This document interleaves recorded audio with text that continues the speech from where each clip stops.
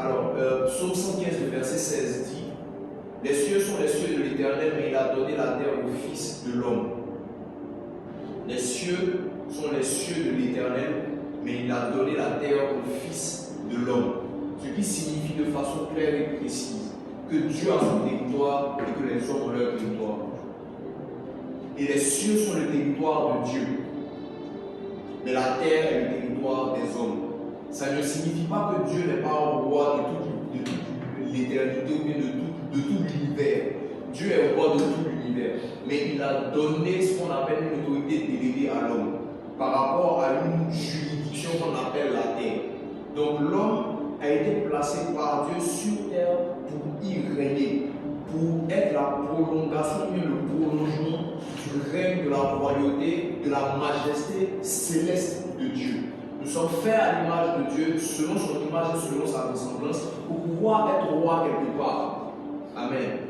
Comme je l'ai expliqué de façon assez brève, peut-être un jour on va revenir là-dessus, peut-être même que dans cette étude on va en parler un moment ou un autre. Dieu, quand il a créé Adam et Ève et qu'il les a mis sur la terre, leur a donné un QG. Et le QG qu'il leur a donné était le point de départ pour une extension, une expansion sur la terre, pour conquérir tout le territoire que Dieu a donné à l'humanité. Alléluia. Ça, c'était le plan initial de Dieu. Donc, il faut que nous retenions. Je pense que chacun de nous, dans notre marche avec le Seigneur, nous avons plusieurs fois entendu dire que la terre est là où l'homme est supposé régner. Et ça, c'est important de commencer par ça. On ne va pas s'attarder dessus. Je pense que nous tous ici, on a déjà entendu ça plusieurs fois. Alléluia. Donc, ce passage-là vient juste pour nous donner un passage biblique, une référence biblique quant au fait que sur la terre, c'est l'homme qui a le mandat de Dieu. Et ce qui fait que Dieu est juste, c'est le fait que Dieu respecte ses principes. Ces principes sont exécutés ou bien sont appliqués à ses créatures, à sa création autant qu'à lui-même. Donc Dieu, parce qu'il a fait un territoire et qu'il a donné ce territoire à l'homme pour y régner, Dieu ne vient pas prendre de décision sur le territoire qu'il a donné à l'homme sans consulter l'homme, sans demander à l'homme de prendre une décision. Il peut le faire, mais s'il le fait, il se renie. C'est pour cela d'ailleurs que sur la terre, vous n'allez pas voir ce que les gens disent bien souvent. Bon, pourquoi Dieu sur la terre en même temps, il ne prend pas Satan, les démons, les méchants, c'est fini avec eux en même temps et puis après on est tranquille sur la terre. Mais simplement parce que Dieu a des principes qu'il a établis derrière et que lui-même il joue selon les règles qu'il a établies, sinon il ne serait pas juste. Et c'est avec ces mêmes règles-là que le diable joue. C'est pour cela que quand Satan veut faire quelque chose sur la terre, il ne passe pas par les oiseaux, il passe par les hommes. Parce qu'il n'y a aucune planification spirituelle, ou même s'il existe un autre monde, je ne sais où, qui peut s'exécuter sur la terre sans que ça ne passe par les hommes qui ont le mandat légal d'exécuter des projets, d'exécuter des lois sur terre. Donc tout ce qui arrive à l'humanité, tout ce qui arrive à la planète Terre est du fait de l'homme, parce que rien, ni de Dieu, ni de Satan, ne peut se faire sur terre si l'homme n'a pas donné son aval. Alléluia. Donc nous sommes les propres responsables de ce que nous traversons, en termes de catastrophes, en termes de méchanceté, en termes des gens qui meurent, des gens qui sont maltraités, des femmes qui sont abusées, des hommes qui sont... Tout ce qui se passe sur la terre, de bien ou de mal, passe d'abord par une décision et par un choix de l'homme. Amen. Et ça, c'est pour le territoire global de la terre. Mais dans le territoire global de la terre, il existe des sous-territoires. Et c'est la même règle qui s'applique dans tous les sous-territoires. Il y a l'un des territoires qui est un sous-territoire, mais qui en fait est le véritable territoire qui a aussi la même règle. Et ce territoire-là, nous allons en parler tout de suite. Amen. Je vous ai expliqué il y a quelques semaines, donc à l'introduction, on va dire, de cette première marche qu'est les territoires, que le premier territoire, et qui est le territoire le plus important d'ailleurs que l'homme a à conquérir, c'est son propre cœur. Ne faisons jamais l'erreur de croire que quand il s'agit de territoire et de territoire à conquérir, ça ne concerne que les territoires qui sont extérieurs, c'est-à-dire la terre en tant que zone physique. Le véritable territoire à conquérir est le territoire du cœur humain.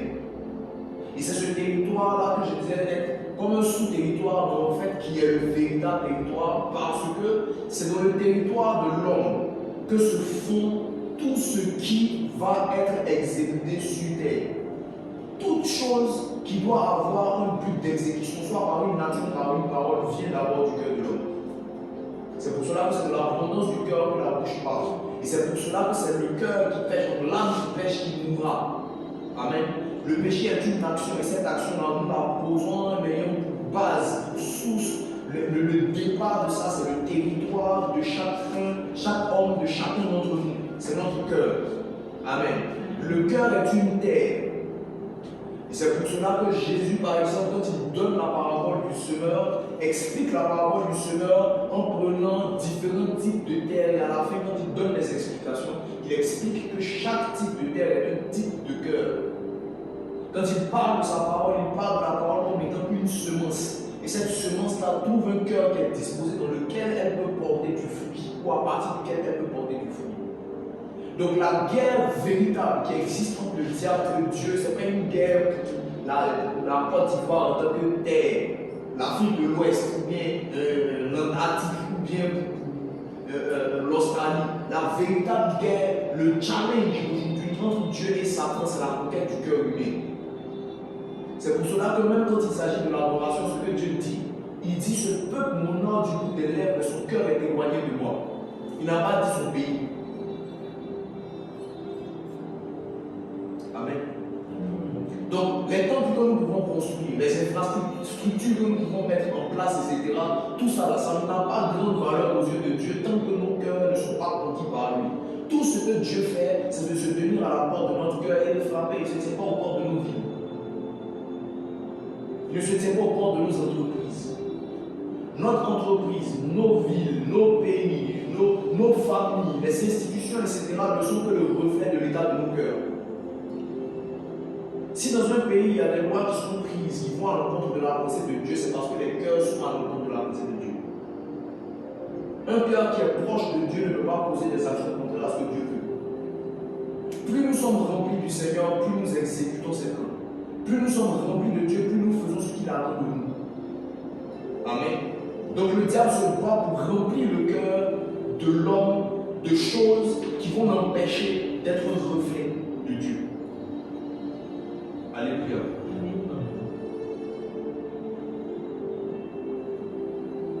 En Genèse 1, le verset 9 que nous allons relire devant, la Bible dit, Dieu dit que les eaux qui sont au-dessous du ciel se rassemblent en un seul lieu et que le sec paraît. C'est cela que ici. C'est cette partie-là qui a un peu rendu les choses compliquées la dernière fois. Amen. Mais je crois que par la grâce de Dieu, on va mieux les comprendre aujourd'hui. Donc, la Bible dit qu'au commencement, Dieu créa les cieux et la terre, etc. La terre était informée, vide, l'Esprit de Dieu se mouvait au-dessus des eaux. Et à un moment donné, donc, que la lumière soit, tout ça, et puis après, Dieu dit, il parle aux eaux. Il ordonne que les eaux se rassemblent. D'abord, il divise les eaux. Qu'il y ait une étendue entre les eaux d'en haut et les eaux d'en bas, etc. Et puis, concernant les eaux d'en bas, il dit que les eaux se rassemblent en un seul lieu et que le sec paraisse. Je vous ai expliqué que si les eaux se rassemblent en un seul lieu, c'est comme s'il a retroussé les eaux. Et s'il retrousse les eaux, en fait, et qu'il y a un sec qui apparaît, ça veut dire que le sec était en dessous. Amen. Donc, il y avait une terre en dessous. Et il y avait les eaux au-dessus. Dieu a déplacé les eaux pour que paraisse ce qui était en dessous.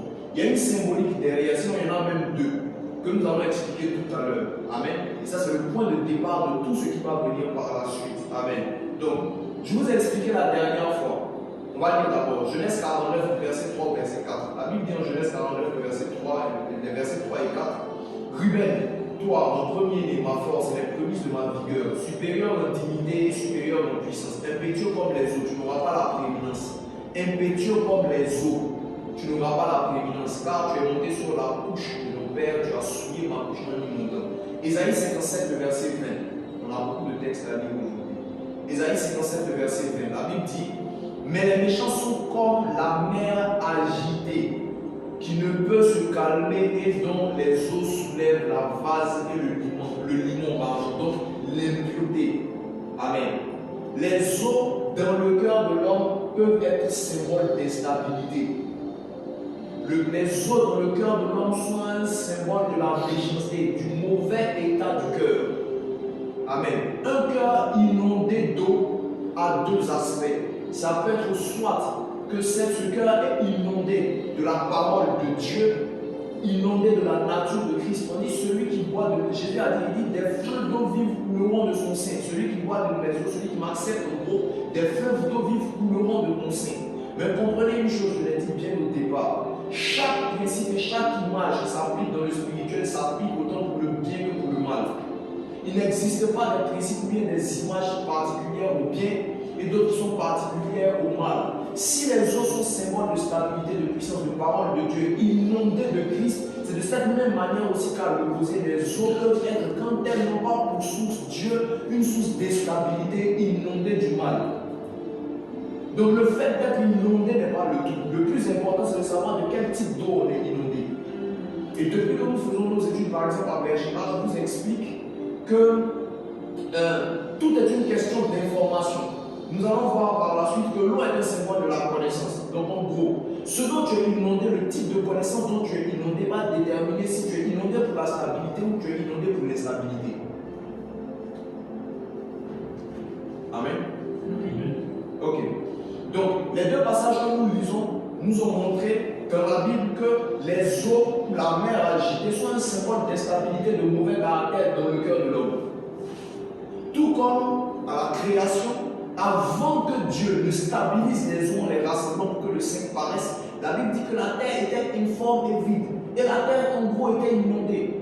En tout cas, que ce soit en partie ou partiellement, mais il y avait quelque part une inondation qui empêchait que certains secs paraissent. Et parce que Dieu avait l'intention de donner la terre aux fils des hommes pour qu'ils puissent régner, il a été obligé d'abord de faire paraître le sexe. Ça veut dire qu'à ce stade, les eaux étaient un problème. Et si vous considérez que vos cœurs sont des mondes, des univers, on va dire, sont des terres, ça veut dire que quand à l'origine, dans votre cœur, il y a instable, informe et vide, les eaux ne peuvent pas être des eaux de stabilité. Il faut que cet esprit se mette en mouvement, que la parole soit relâchée et que l'esprit sur la base de la parole se mette en mouvement pour pouvoir faire paraître le sec qui est un symbole de stabilité. La zone de prédilection de l'être humain, ce n'est pas l'eau, c'est la terre. La zone de stabilité à la base des hommes, ce n'est pas l'eau, c'est la terre. Donc pour imaginer et symboliser la stabilité, la première des choses d'abord, c'est la terre. Si tu n'as pas pied à terre, ne cherche pas à aller naviguer sous les eaux. Amen. On parle d'aller en eau profonde. Mais pour que tu ailles en eau profonde, il faut déjà au moins avoir un pied à terre. Il faut déjà au moins avoir un semblant de stabilité sur la terre. L'homme part de la terre vers les eaux. Il y a un mouvement comme ça que nous allons voir quand on va arriver devant. L'homme part de la terre vers les eaux. Et ce n'est pas fortuit. Donc, c'est comme on dit là, pour savoir où tu vas, il faut d'abord que tu saches d'où tu viens. Il y a un équilibre que tu dois avoir. Il y a des origines que tu as. Tu as une encre qui est accrochée quelque part qui te permet de ne pas te perdre. C'est ça le symbole du sec. Amen. Ce n'est pas que Dieu ne veut pas que nous allions sur les eaux. Il le veut. Mais avant que nous allions sur les eaux, il faut d'abord que nous ayons une stabilité. Alléluia. Donc, la première des terres, donc le premier territoire déjà que l'homme doit conquérir, c'est son cœur. La Bible dit, en passant un homme de gagner le monde, il perd son âme. Je vous dis, on le dit très souvent, on parle de gagner le monde. En parlant de monde sous forme des biens matériels, des richesses terrestres, etc. Mais ça ne concerne pas que ça. Ça concerne même le fait de gagner le monde à Christ. Parce que tu peux, oui, être en train de faire ton mouvement pour gagner le monde à Christ et te perdre toi-même. Vu qu'à la fin, il y a des gens qui Jésus va dire que je ne te connais pas, bien que ces personnes aient accompli des œuvres en son nom. Parce qu'accomplir une œuvre au nom de Jésus, ce n'est pas aller annoncer Satan. Ce n'est pas aller annoncer la débauche. C'est certainement aller annoncer Christ, avoir produit des œuvres qui sont relatives aux œuvres de la grande commission. À la grande commission, il a dit, allez partout le monde, faites de toutes les nations des disciples. Voici les signes qui accompagneront ceux qui auront cru. En mon nom, ils chasseront les démons, ils vont accomplir des miracles, des breuvages mortels, ils vont boire, il va leur arriver, etc. Donc c'est un package. Donc aller annoncer l'évangile, aller gagner le monde par l'évangile, s'accomplit d'œuvres miraculeuses que nous devons produire. Et ces personnes qui se retrouvent devant le Seigneur à la fin, qui ne pas connaître, sont des personnes qui ont fait ces choses. Mais le véritable problème, c'est qu'ils sont allés gagner le monde sans avoir préalablement gagné leur cœur. Parce que gagner son cœur à Christ signifie laisser la voix de Jésus être la voix supérieure, être inondé de la parole et de la volonté de Dieu plutôt que d'autres choses. Alléluia. Ok. Donc, retenez ça, la première des terres que vous avez à gagner, celle pour laquelle vous devez tout investir, c'est votre cœur. Maintenant, de façon quasi globale, il n'existe pas de territoire vide. Il n'existe pas de territoire qui n'a pas besoin de conquis, qui ne doit pas être conquis. Parce que là où nous nous trouvons, à ce stade de l'histoire de l'humanité, à ce stade de l'histoire de notre vie, nous ne sommes plus des terres vierges. Nous ne sommes plus des livres dans lesquels rien n'a été écrit. Nous sommes des livres dans lesquels des histoires, dans lesquels des déceptions, dans lesquels une éducation ces choses ont été écrites. Et ces choses-là ne sont pas toujours en accord avec ce que Jésus a dit ou ce que Dieu pense de nous. Donc ça veut dire que quand nous devons conquérir notre cœur, si on parle de conquête, ça veut dire qu'il y a opposition. Si il y a conquête, c'est qu'il y a guerre. Si il y a conquête, c'est qu'il y a un mouvement pour pouvoir posséder quelque chose qui à la base appartenait à quelqu'un d'autre. Amen. Parce que le vide n'existe pas vraiment. C'est rare de trouver quelque chose qui est totalement vide. Même quand Dieu parle aux enfants d'Israël quand ils sortent d'Égypte, il y a une parole, il y a un moment qu'il a dit qui a un peu attiré mon attention. Il dit, le pays en gros est vaste. Donc, je ne vais pas chasser et éliminer tous vos adversaires de devant vous, de peur que les bêtes des champs ne se multiplient contre vous. C'est-à-dire que, parce que les Israélites n'étaient pas en nombre considéré suffisant pour remplir tout le territoire, Dieu a permis que les adversaires qu'ils ont devant sur le territoire pour l'entretenir le temps qu'ils arrivent. Donc l'opposition que nous avons et les gens que nous avons à combattre sur les territoires qui nous appartiennent ne sont pas toujours là à notre désavantage. C'est souvent même des agents de Dieu pour nous. Alléluia. Ce n'est pas que Dieu ne peut pas les dégager. Mais ces personnes-là sont un produit d'entretien de Dieu. Il dit même qu'il laisse le soin aux méchants d'amasser pour le juste. Donc il y a des gens qui sont souvent en position dans des territoires, sur un poste, dans une entreprise, etc. Donc il y a un secteur d'activité, par exemple, dans un pays qui est détenu par un certain type de personnes. Ces gens-là sont là pour gérer en attendant, pour empêcher que les bêtes des champs se multiplient. Amen. Donc ne prenons pas l'annonce de la conquête ou bien l'annonce de l'opposition en face de nous comme étant quelque chose qui est une fatalité ou c'est un gros problème. Moi, j'ai pas envie de me battre à tous les coups. Si le territoire n'est pas occupé, quelqu'un va prendre la position. C'est pour cela aussi que même quand il s'agit du fait de chasser les esprits, Jésus dit que quand un esprit est chassé du corps de quelqu'un qu'il s'en va, il va y tourner, il retourne. Quand il ne trouve pas la paix, il revient pour voir son ancien domicile, c'est comment. Quand il trouve son domicile balayé, on est mais vide. Il va chercher cet autre esprit plus méchant que lui, la position de la personne est pire que la précédente. Ça veut donc dire que aucun territoire déblayé ne doit rester vide.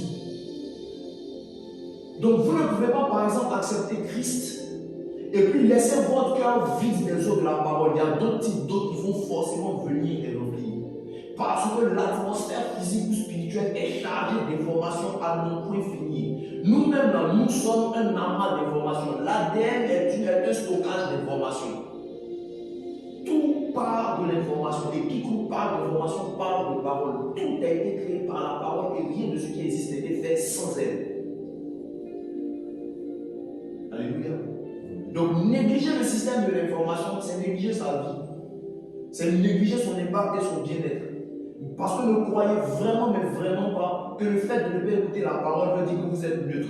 Vous écouterez toujours quelque chose. Que vous le vouliez ou non. Parce que l'atmosphère spirituelle est remplie de voix qui parlent. Amen. Amen.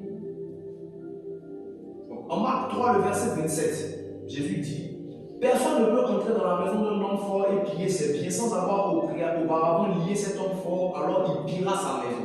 En d'autres termes, il pillera son domaine. Si nous sommes en train de parler de territoire, que nous disons qu'aucun territoire n'est vide, ça veut dire que sur tous les territoires que nous allons rencontrer, il y a quelqu'un qui est là-bas qu'on appelle un homme fort. Amen. Et si nous devons donc prendre possession de sa maison, nous devons donc prendre possession de ce qu'il possède à la base. Et ne croyez pas que vos vies, parce qu'on dit que toutes nos vies appartiennent à Dieu, ça veut dire que vos vies appartiennent à Dieu. Et c'est ça l'erreur de certaines personnes. Non, on est tous des créatures de Dieu, donc on appartient à Dieu. Dieu est trop bien pour qu'on aille en fait. Du moins. Marc 3, 27. C'est ça l'erreur des gens. Quand tu vois l'évangélisation, quand tu parles de Jésus aux gens, tout le monde te dit non, je connais Dieu, oui, j'y crois. toi, oui, j'ai ma relation avec. La relation avec Dieu ne se définit pas par quoi tes critères. Ça se définit par les critères de Jésus. Donc toi, tu ne peux pas établir ou définir que oui, moi j'ai ma relation avec Dieu, parce que comment ça se passe, donc Dieu s'aligne avec nous. Nous, on peut évaluer, pas parce qu'on les juge, mais il est possible d'évaluer le bon fonctionnement de la relation de quelqu'un, non pas sur la forme que ça a, mais sur son fond. Amen. Donc si relativement à ce que la parole de Dieu dit, ta relation et ton intimité avec le Seigneur n'est pas compatible, quelle que soit la forme que ça a, c'est pas de Dieu. Amen. Et de cette même manière, en apparence, tu peux avoir une intimité avec Dieu qui semble tellement de Dieu, mais dans le fond, c'est pas ça. Amen. Donc, si tu n'es pas réellement en connexion avec Jésus, il y a quelqu'un d'autre qui règne sur ta vie. Oui, ta vie appartient à Dieu. Mais le choix de ce que tu fais de ta vie t'appartient à toi.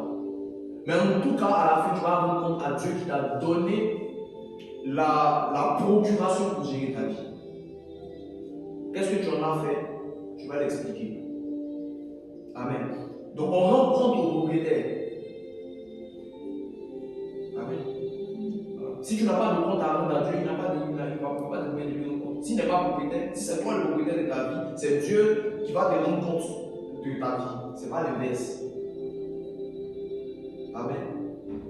Donc si tu n'as pas Christ comme homme fort dans ta vie, ça veut dire qu'il y a un autre homme fort. Mais il faut comprendre que les hommes forts dans votre vie, ce n'est pas forcément un seul être, c'est un être qui est là, qui est assis sur ta vie, c'est lui l'homme fort. Ça peut être une manière de penser. Il peut y avoir un homme fort dans chaque domaine de ta vie. Tu peux avoir gagné la conquête au niveau de ta relation avec le travail, mais avoir un homme fort au niveau du mariage. Tu peux être chrétien, avoir accepté Jésus, servir à l'église bien même, mais toi tu es un homme fort avec le vol.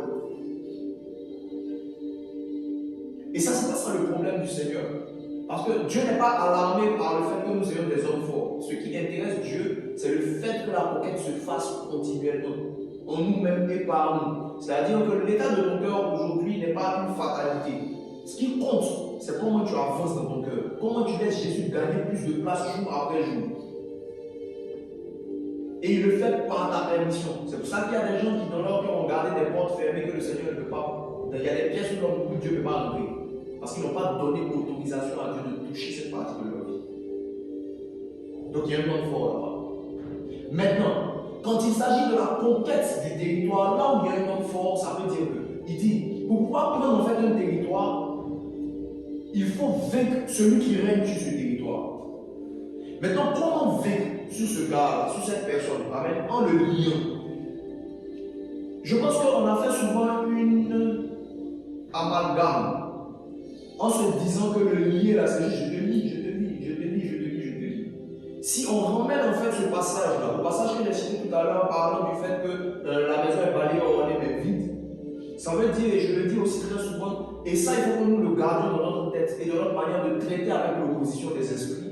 Il y a une différence entre délivrer quelqu'un et puis chasser un esprit. Tu peux chasser l'esprit du corps ou de la vie de la personne sans que la personne ne soit délivrée. Amen. Tu peux chasser un mauvais esprit et puis la personne peut ne pas être délivrée. Parce que la délivrance dépend de comment les forteresses sont abattues. Et les forteresses, ce n'est pas l'esprit. L'esprit vit dans une forteresse. Et généralement, la plus grande des forteresses, c'est la manière de penser. C'est ton système de pensée. C'est ton éducation. Le renouvellement de l'intelligence est une forteresse. Sinon, elle est un système pour bâtir une forteresse. Et c'est dans cette forteresse maintenant en fait que se trouve la volonté parfaite, agréable, bonne et parfaite de Dieu. C'est de cette même manière que quand la forteresse qui est contre toi est une forteresse qui est démoniaque, qui se trouve à l'intérieur de la volonté bonne et parfaite du diable. Donc tu es gardant un esprit qui te possède, qui t'afflige, qui t'oppresse. Donc pour pouvoir avoir la victoire totale sur le territoire, par exemple quand vous voyez la guerre qui s'est passée entre les enfants d'Israël et le peuple de Canaan, la première étape c'était Jéricho. Les espions ont réussi à rentrer à Jéricho. Ils ont pu faire ce qu'ils avaient à faire, voir et puis retourner. Si le plus gros problème était seulement d'attraper le roi de Jéricho et puis de le tuer, ils auraient pu se faufiler. Si Dieu voulait ça, ils allaient rentrer dans le palais du roi de Jéricho là-bas le tuer. Mais la première des choses qu'ils avaient à faire après l'esclavage, après l'espionnage, ça n'a pas été d'aller chercher à attraper le roi de Jéricho, de le tuer, mais c'est de faire tomber d'abord les murailles. C'est pour cela que la délivrance se fait en dehors du fait de chasser l'esprit par le fait d'enseigner la parole de Dieu. La parole de Dieu est celle qui apporte la véritable délivrance. Quand Jésus dit je suis venu apporter la bonne nouvelle aux captifs, il n'a pas dit je suis venu leur montrer comment chasser les démons. Ça ne veut pas dire que chasser les démons n'est pas quelque chose d'important. Si ça l'est, mais la véritable délivrance qui permet aux captifs de sortir des cachots, c'est la bonne nouvelle. C'est la parole, c'est l'enseignement. Parce que quand quelqu'un connaît, l'ignorance est la cause de la mort. C'est ce que la Bible dit, mon peuple périt parce qu'il n'a même pas dit les hommes seulement, il dit mon peuple périt parce qu'il lui manque la connaissance. Donc à combien plus forte raison les hommes qui ne le connaissent pas et qui ne sont pas son peuple? Amen. Donc le point focal pour vaincre l'homme fort, pour pouvoir battre sa force, c'est la connaissance. Et ça on va le voir en Proverbe 24, le verset 5. Proverbe 24, le verset 5. La version Semeur est plus explicite. La Bible dit, Proverbe 24, le verset 5, la version Semeur, un homme sage est un homme fort, et qui a de la connaissance accroît sa force. Le rapport avec l'homme fort est un rapport de force à force. Ne vous trompez même pas. C'est pas les accords de Marc 6. C'est pas une affaire de bien s'asseoir et qu'on se parle et qu'on trouve un compromis pour voir toi l'esprit mauvais et puis moi comment on va se partager le territoire. Non, c'est un rapport de force. Amen.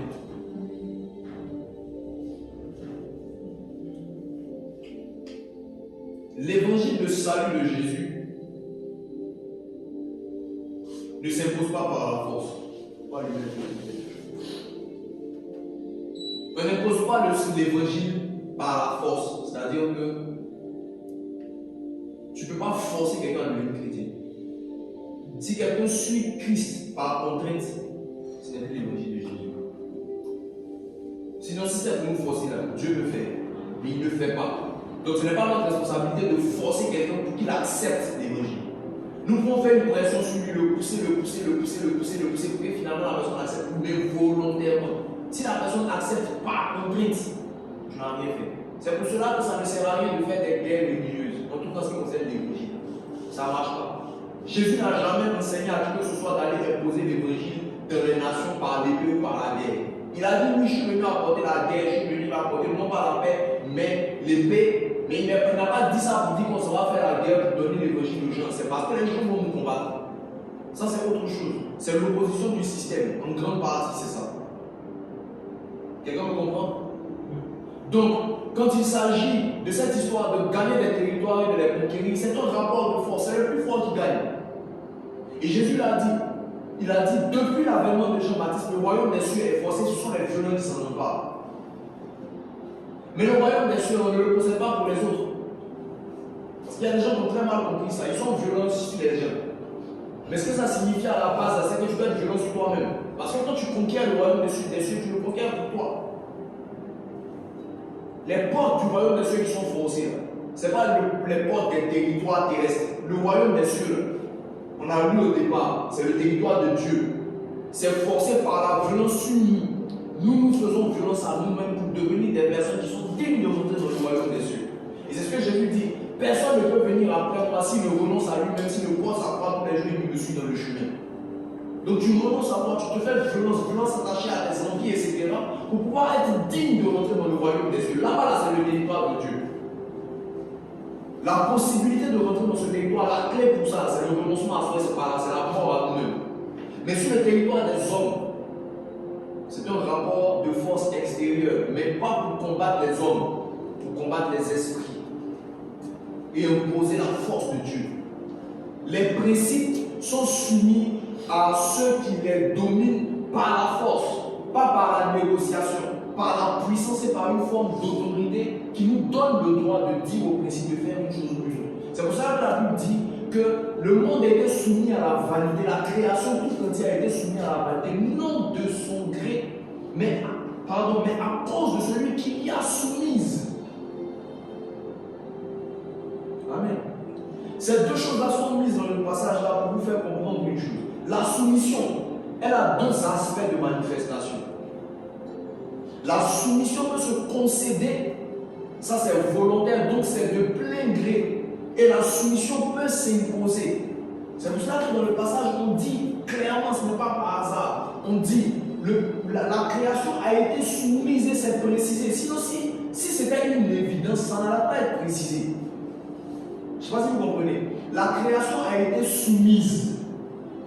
Si on comprend la soumission comme étant quelque chose qui s'impose, il n'y a pas besoin de rajouter à côté de son gré.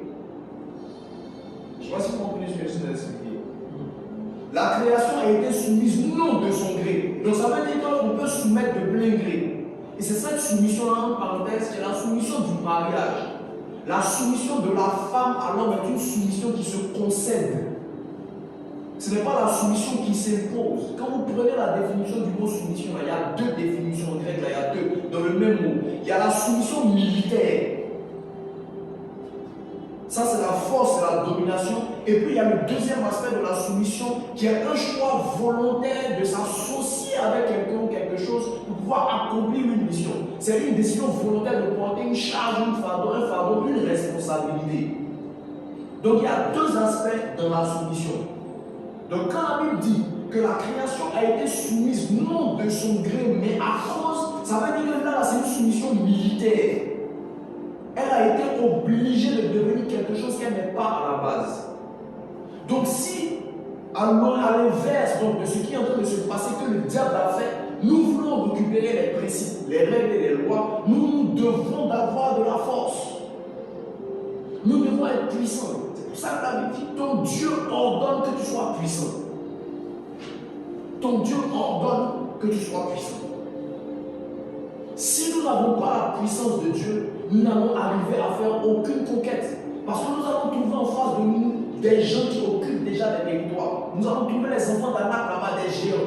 Mais nous avons besoin d'une forme de puissance qui nous permettra de les combattre. Mais la puissance en question, là, elle n'est pas définie comme nous croyons toujours. La puissance que Josué et les enfants d'Israël ont déployée sur leur conquête à Canaan est une puissance qui découlait d'une connaissance que Dieu leur a donnée par révélation.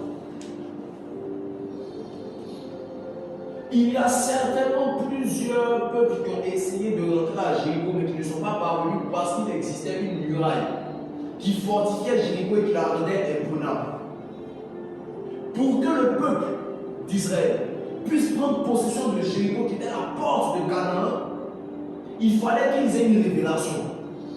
Il fallait qu'ils aient une information.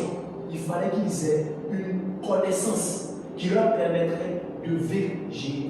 Jamais de façon logique et humaine, on ne penserait à faire le tour de muraille pour qu'elle s'effondre.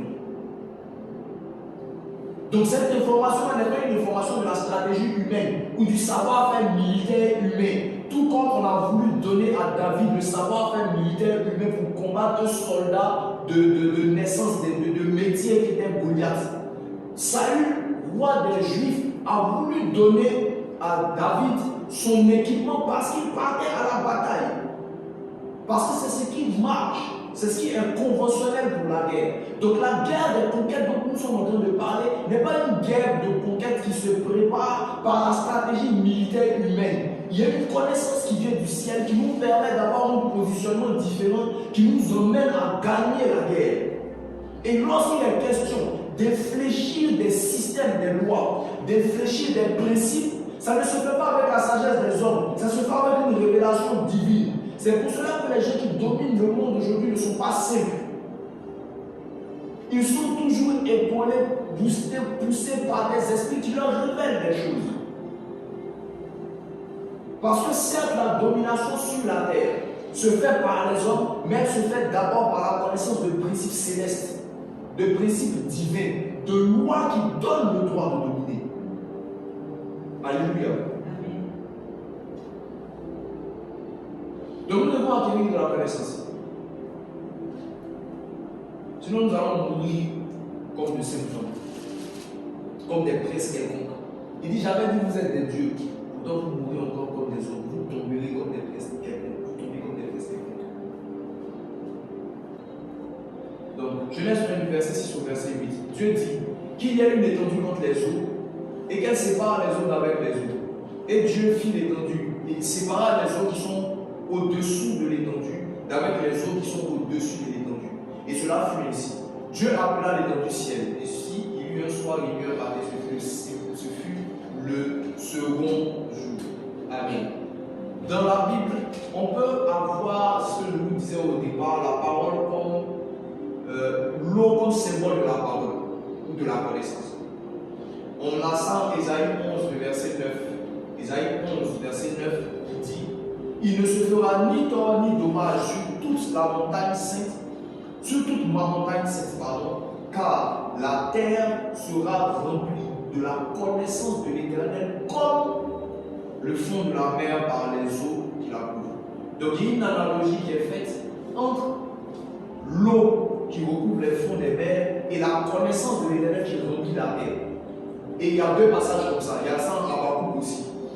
Je n'ai pas la référence exacte d'Habakkuk, mais c'est dans Habakkuk aussi. Donc, et c'est exactement la même chose. Ésaïe 11, le verset 9.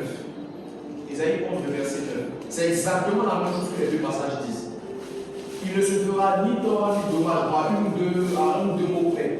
Il ne se fera ni tort ni dommage sur toute ma montagne sainte, car la terre sera remplie de la connaissance de l'Éternel, comme le fond de la mer par les eaux qui la couvrent. Donc l'eau est un symbole de connaissance. Amen. Quand au départ, dans ce que le Seigneur est en train de nous enseigner aujourd'hui, l'image qu'il prend des passages pour nous conduire, c'est qu'au départ, il y avait des eaux. Et Dieu a séparé les eaux d'avec les eaux. En d'autres termes, c'est comme s'il a séparé la connaissance. Il a séparé la connaissance des cieux, la connaissance d'en haut qui est spirituelle, de la connaissance de la terre. En ayant entre les deux une étendue, un vide qu'on appelle le ciel. Mais, entre les eaux d'en haut et les eaux d'en bas, il est possible de créer une connexion. Donc, il y a une connaissance d'en bas, qui est la connaissance des principes terrestres. Cette connaissance des principes terrestres-là, quand nous l'avons, elle nous permet de pouvoir agir dans le terrestre dans la mesure de ce qui est terrestre et naturel. Donc, c'est comme la connaissance naturelle, les eaux d'en bas.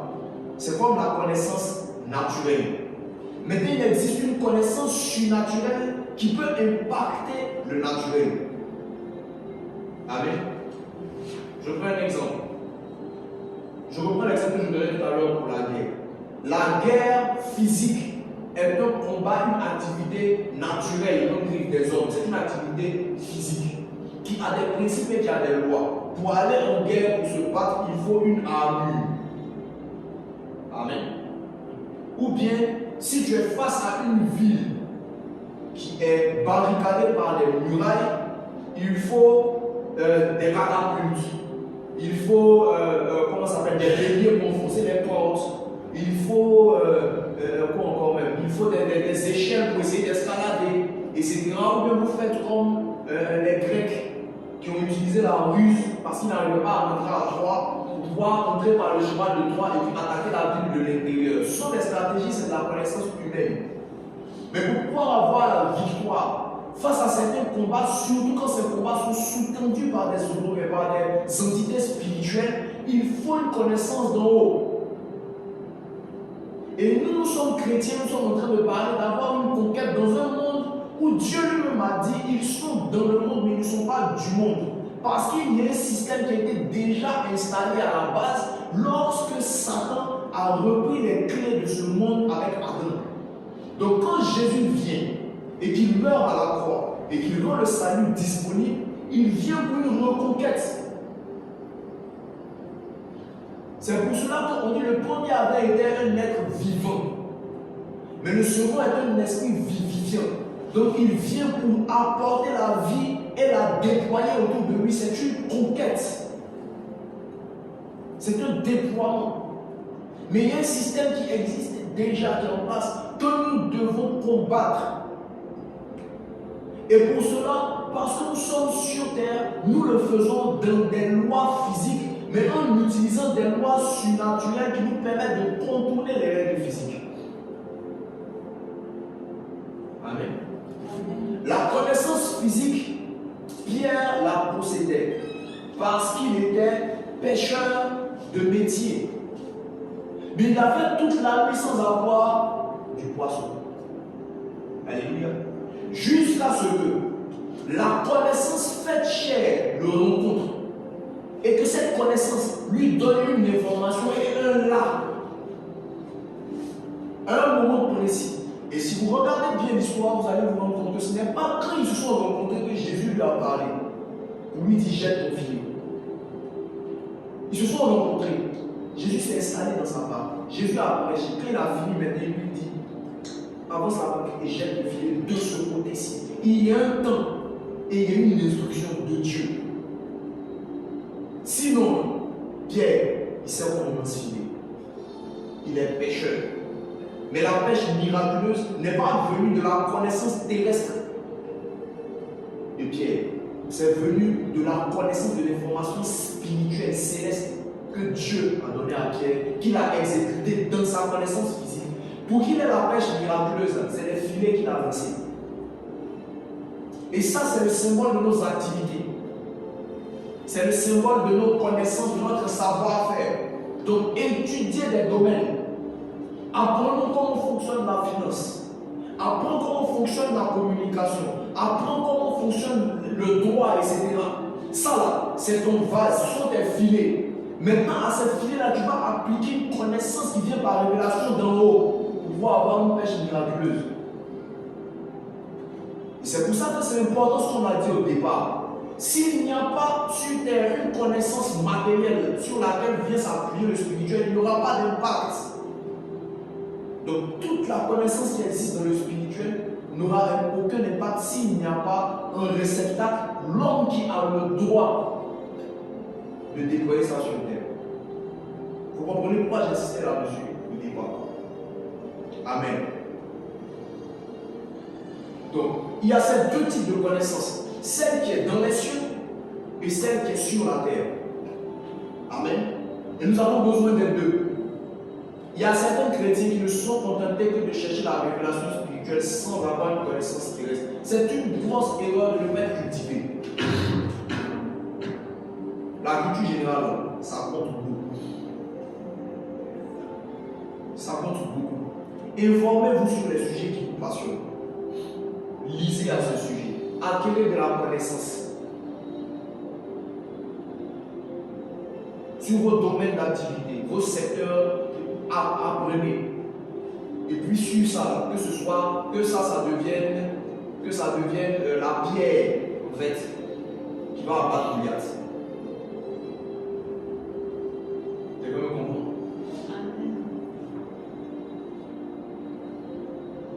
Genèse 1, du verset 9. Non, Genèse 1, le verset 9. Et ensuite les versets 11 et 12. Genèse 1, le verset 9. Dieu dit, c'est ce qu'on a lu tout à l'heure, que les eaux qui sont au-dessous du ciel se rassemblent en un seul lieu et que le sec paraisse. Et cela fut ainsi. Là maintenant, c'est l'apparition du territoire. Et ce que je vous ai expliqué la semaine dernière, le mois dernier.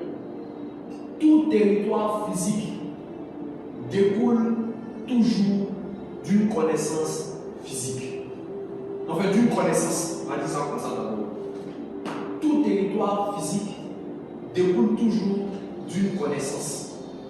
Sur la base de ce passage, on pourrait dire que toute connaissance physique découle toujours d'une connaissance physique. Amen. Que je vous explique. Les choses ont déjà été créées. Amen. Là, on n'est pas au stade de la création, on est au stade de la manifestation des choses. D'accord? Quand vous voulez construire, par exemple, une maison, vous construisez la maison sur la base des lois physiques.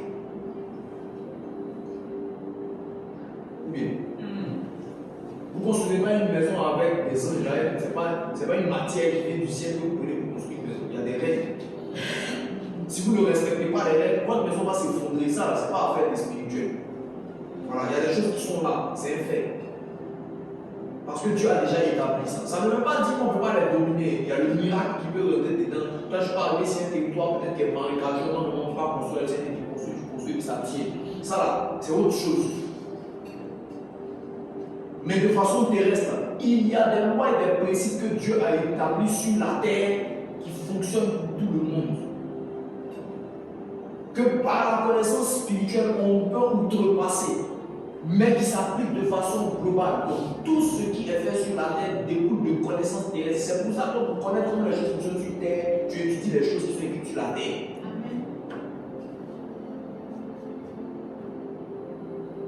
Vous me comprenez? Ce n'est pas la magie. Les lois de la Côte d'Ivoire ont été écrites. Si tu veux devenir juriste, tu vas étudier la constitution de la Côte d'Ivoire et les lois de la Côte d'Ivoire. Tu ne vas pas étudier pour Singapour. Ou bien tu ne vas pas établir des lois que toi tu veux et puis non, comme je suis chrétien, moi je marche au-dessus des lois. Ils vont te mettre en prison.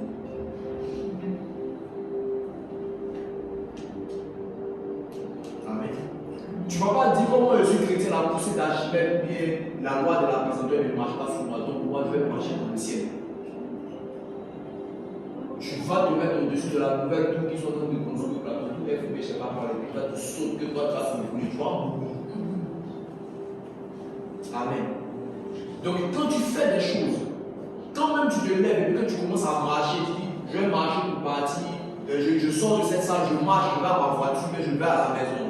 Le principe de marcher là, c'est possible parce qu'il y a une loi terrestre qui fait que ton pied peut se coller par terre. Amen. Vous comprenez non? Donc, tout ce qui est manifesté physiquement, là, ça sort de lois et de principes physiques.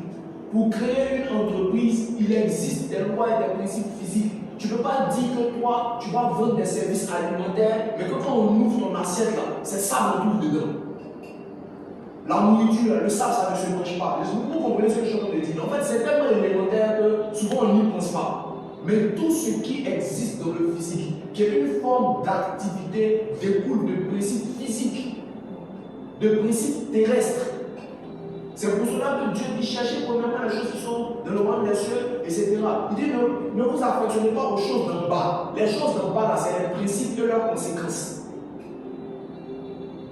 Ton entreprise est une entreprise d'en bas. Même si c'est Dieu qui t'a révélé ça. Parce que ton activité que tu mènes, tu ne mènes pas sur le ciel. Et tout ce que tu vas faire dans cette entreprise, même si c'est sous-tendu par des principes, par des lois spirituelles, que tu exécutes sur la base de ce que Dieu t'a dit dans la Bible, tu vas exécuter ça dans un canevas physique. Vous comprenez donc? Voilà. Je reprends l'exemple de la nourriture. Tu ne vas pas vendre la nourriture aux gens et puis c'est livré de là où il n'y a rien de quand tu demandes c'est quoi, tu dis c'est la parole de Dieu qui est là. Vous comprenez ce que je veux dire? Non? Pourtant, il existe la loi de la nourriture dans le spirituel et dans le physique. L'homme ne vivra pas seulement de pain, mais de toute parole qui sort de la bouche de Dieu. Donc, toi, quand tu donnes la parole de Dieu aux gens, parce que l'homme ne vivra pas seulement de pain. Je t'ai donné 2500 pour acheter un plat de tchèque à un poulet. Tu m'envoies une assiette vide, tu me dis non, que l'homme ne vivra pas seulement de pain. Donc, ton argent là, quand tu es comme tout ça, ne fait pas dans le spirituel avec. Vous comprenez ce que je veux dire? Voilà. Donc, tout service qui est exécuté sur la terre sort de principes qui sont terrestres. Ça sort de besoins terrestres. Ça, c'est la connaissance, ce sont les eaux d'en bas. Donc ça, c'est Dieu même qui a fait. Il a établi des principes, il a établi une connaissance, et puis de cette connaissance-là, il a fait émaner le territoire. La terre avec toutes les matières précieuses, etc., le territoire terrestre, le sec, avec toutes les matières précieuses, tout ça qui se trouve dedans, c'est sorti des eaux. Ce qu'on peut faire, des minerais, ce qu'on peut faire, des matières premières qui sont dans la terre, etc., ce sont des choses qui se font sur la base de principes qui ont été préétablis par Dieu. Que Dieu peut nous révéler pour qu'on fasse des choses excellentes avec. Amen. Mais c'est des choses qui sont découvertes. Ce n'est pas inventé. Donc si c'est découvert, ça veut dire que ça avait déjà été inventé, mais c'était caché. Et puis on fait des études qui nous permettent de trouver ça. Et puis qui nous permettent de pouvoir exécuter, de pouvoir mettre en œuvre. Amen. Quand on découvre l'or, on l'a découvert, on ne l'a pas créé. Et puis maintenant, quand on prend l'or, on étudie ses principes. La manière dont l'or est, la manière dont l'or réagit, etc. On peut le mélanger avec d'autres matériaux. L'or lui-même, il est pur, il est trop malade, on peut le quoi. Tu Il est malléable. D'accord?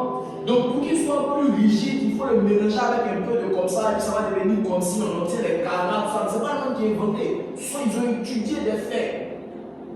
Mais nous, on ne veut pas étudier. Et puis on veut qu'il y ait une révélation qui soit de nulle part dans le domaine. Dieu peut faire ça. Mais même quand il va nous donner cette révélation, quand tu vas te mettre à exécution, tu vas apprendre des principes. Moi, je fais un t-shirt. J'ai ma marque de vêtements. Le Seigneur peut me donner des inspirations. Je vais faire les motifs. Mais quand il va devoir marquer dessus, c'est bien que je l'avais fait. Je vais utiliser une presse. Je vais déposer le t-shirt. La matière que les gens créent là. On dit que ça fonctionne, là, tu déposes sur le t-shirt. Tu presses à forte pression, à forte température pour que ça tienne. Tu ne vas pas déposer comme au nom de Jésus.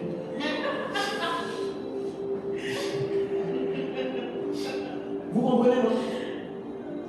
C'est ça en fait notre problème. Et on ne veut pas l'admettre.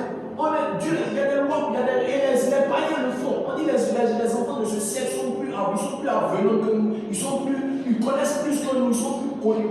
C'est comment le terme là? On dit qu'ils sont plus avertis que nous sur les choses de ce siècle. Mais nous, on dit non, ça c'est les choses de la terre. Ça, on n'est pas dedans. Il y a une nouvelle activité qui sort. La première chose qu'on va faire, c'est qu'on va d'abord.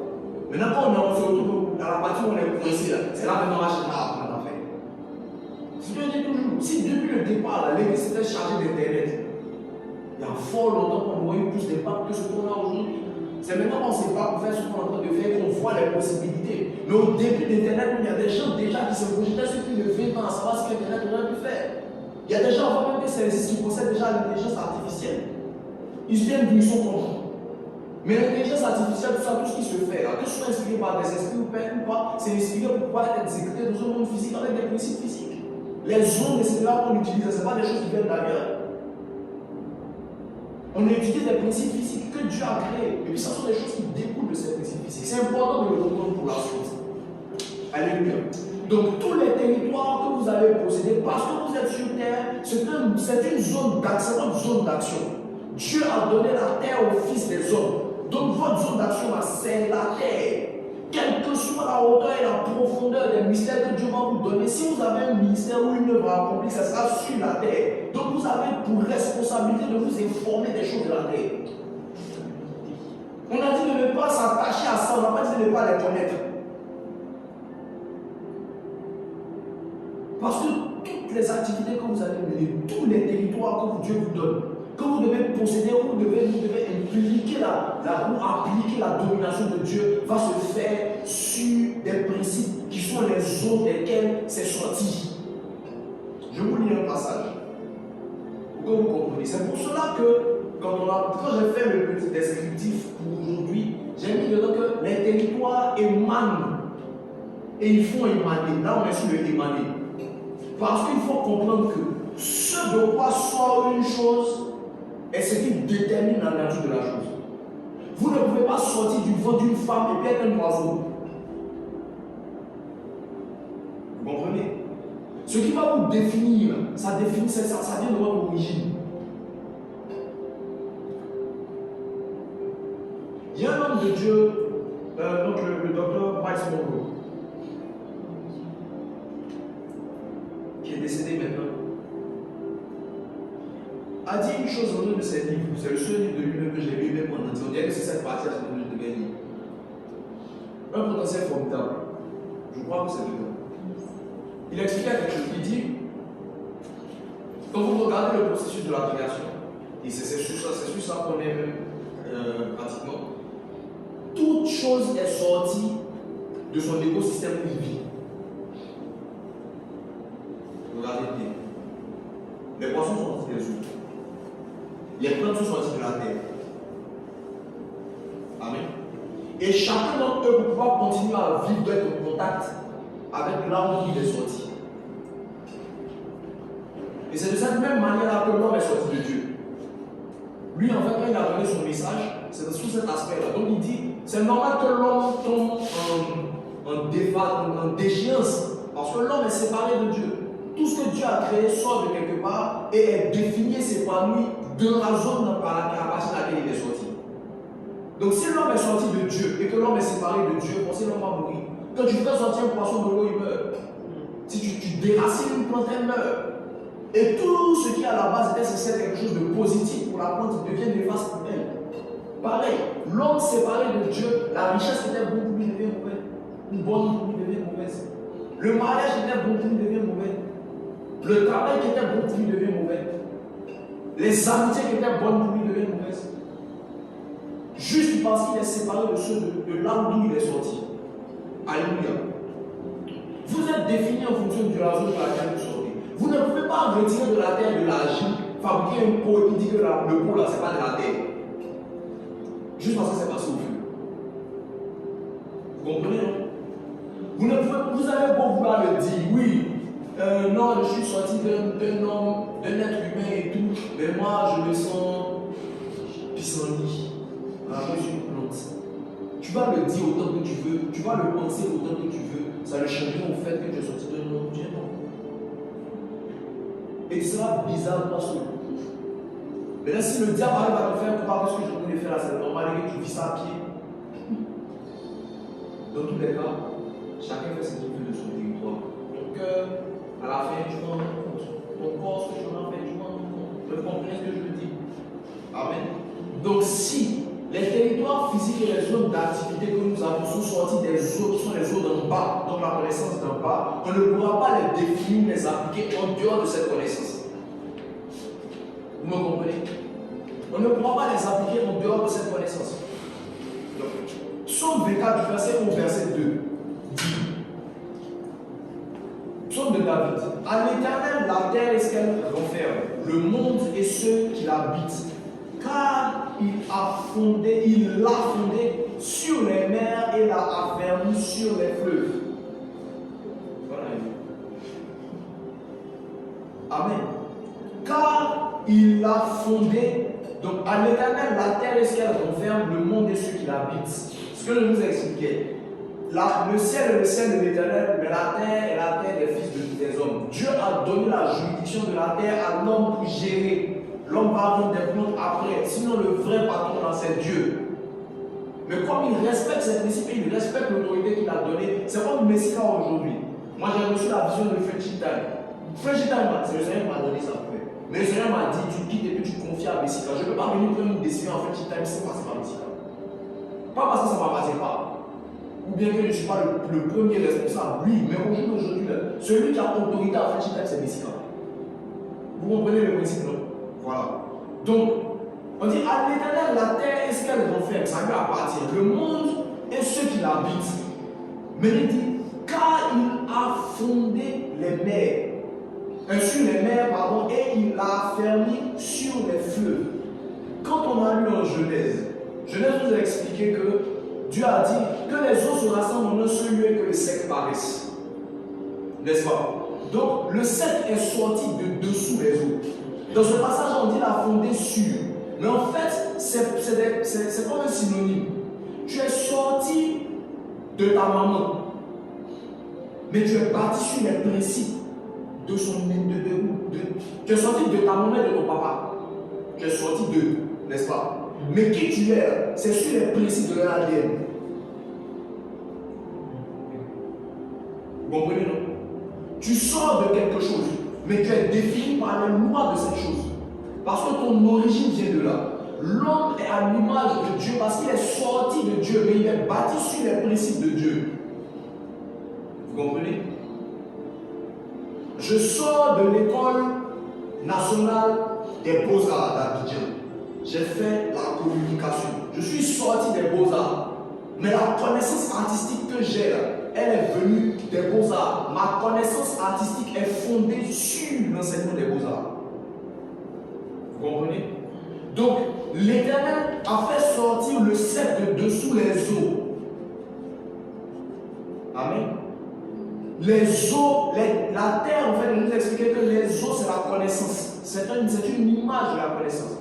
Je vous expliquais qu'il y a les eaux d'en haut qui sont la connaissance spirituelle et les eaux d'en bas qui sont la connaissance physique. Et c'est des eaux d'en bas que Dieu a fait paraître le sec. Donc si vous devez maîtriser les territoires physiques, il faut que vous connaissiez les lois physiques. Parce que c'est ce que le passage là nous dit. L'Éternel a fondé la terre sur la base des eaux. Donc les principes terrestres sont sur la base de la connaissance terrestre qui s'étudie. Quand les scientifiques veut connaître, savoir comment fonctionnent les choses, comment les animaux se reproduisent, ils ne vont pas étudier les anges. Ils étudient les principes terrestres pour comprendre comment le terrestre fonctionne. Amen. Donc si vous voulez véritablement connaître l'homme, vous allez étudier certes l'homme, sa psychologie, sa biologie, etc. Mais la véritable profondeur de la connaissance de l'homme vient du fait de connaître Dieu qui l'a créé. Parce qu'il existe en l'homme une part, le véritable homme là, ce n'est pas son enveloppe. C'est la part spirituelle qui est en lui. Et cette part spirituelle là vient de Dieu. Amen. Donc quand on étudie l'homme, c'est bien de faire l'anthropologie, tu vas étudier l'homme sur son aspect physique. Mais l'homme, son aspect physique là, ce n'est qu'un véhicule. Moi, je ne suis pas défini par la voiture que je roule, mais c'est pas de voiture. Amen. C'est un véhicule. Donc quand tu roules et puis il y a un chauffeur qui roule à côté et puis tu as envie de l'insulter parce qu'il a fait une bêtise, ce n'est pas la voiture que tu insultes, c'est le chauffeur à l'intérieur. Parce que ce qu'il fait de la voiture, ça dépend de comment lui il est au volant. C'est pareil. Donc chacun de nous a des territoires, a des terres qui lui sont confiées. Mais pour pouvoir maîtriser ces terres-là et puis savoir, donc sur la terre par exemple, le Seigneur m'appelle à avoir un impact à partir du secteur textile, ça veut dire que le Seigneur va certes me donner des révélations, mais toutes les révélations spirituelles qu'il va me donner pour pouvoir dominer dans le textile vont venir s'appliquer sur les lois du textile. Le Seigneur va me révéler comment je peux par exemple utiliser le coton sans que ce ne soit polluant.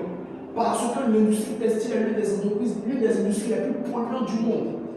Mais c'est une ressource que Dieu nous a donnée. Ça veut dire qu'il y a une connaissance de Dieu qu'on n'a pas encore qui devrait normalement nous permettre d'utiliser ça sans que ça détruise.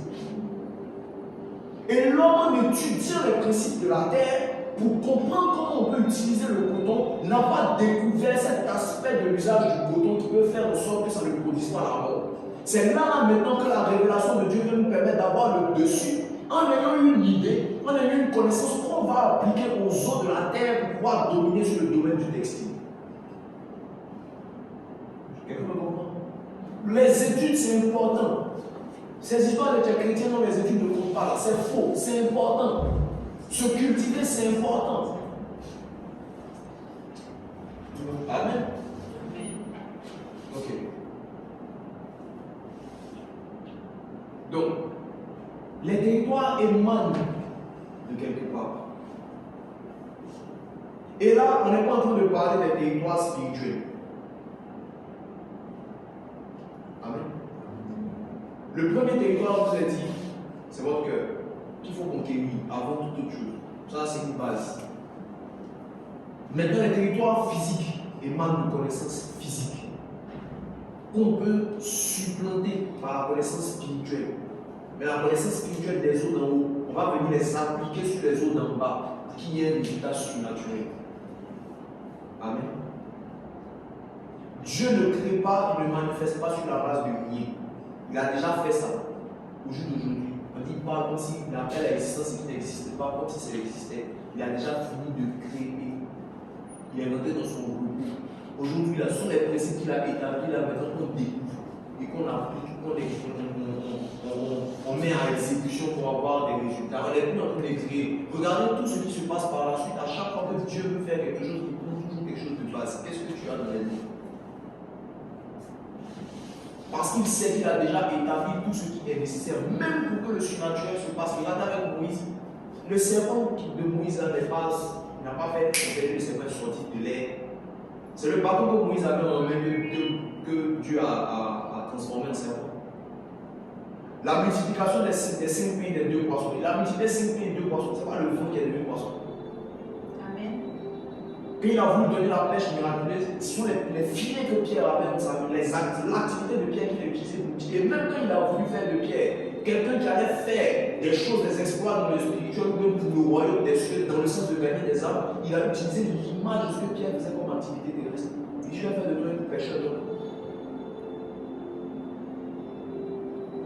Amen.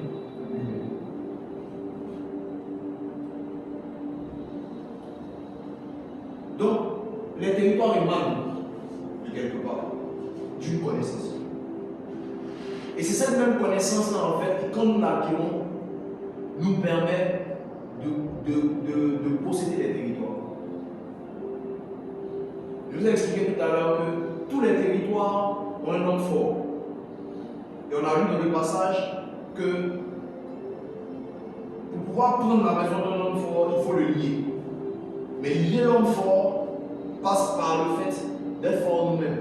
On a dit, comme on a dit là, je vais vous lire le passage tel que c'est écrit textuellement. Proverbe 24, verset 5.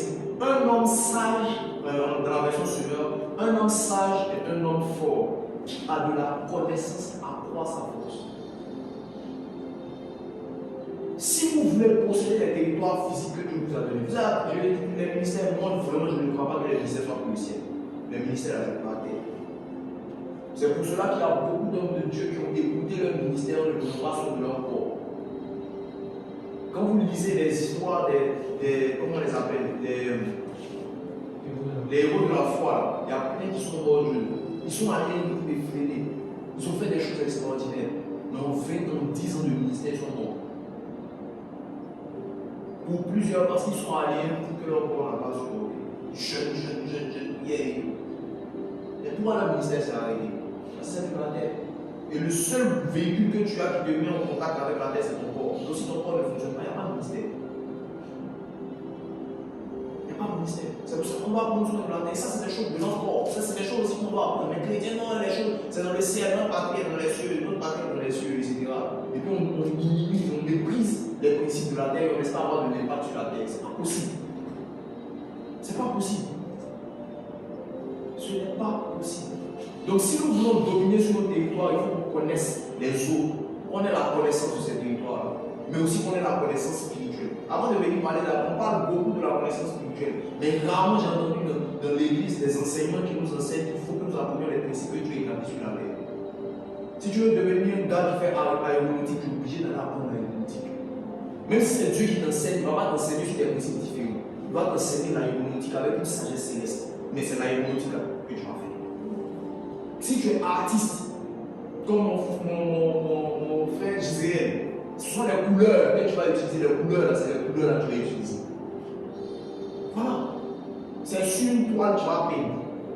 Même si tu ne veux pas peindre avec pinceau, toi tu dis que ça va être feuille d'atelier, tu vas peindre feuille d'atelier, ça va être c'est physique, tu vas peindre une toile physique. Tu ne vas pas peindre une toile physique et puis dire regardez, c'est le spirituel. Comme c'est que les gars font leur arbre pour ils exagèrent, il y en a qui poussent